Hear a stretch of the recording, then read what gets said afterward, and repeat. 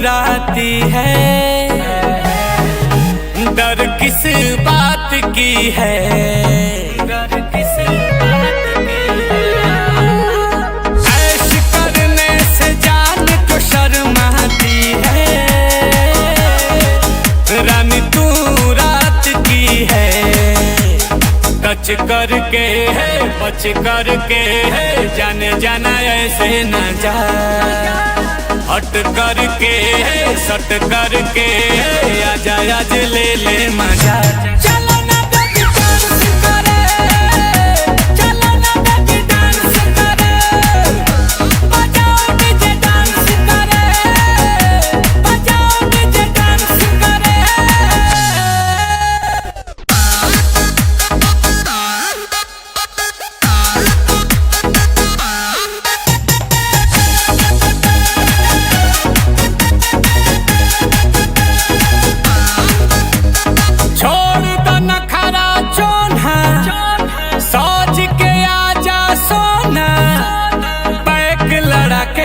सबसे छुपा के बाद में चले के कहीं कोना,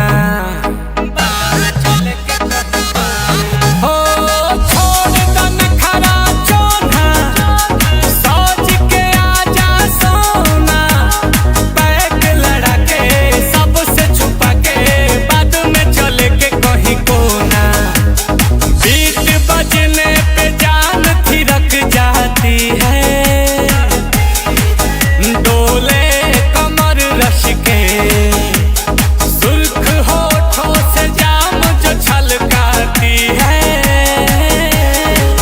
तू बार बार हंस के मिल करके है चिल करके है, आओ हम देखे जरा। झुम झुम के है घूम घूम के है, अभी मेरा दिल ना भरा।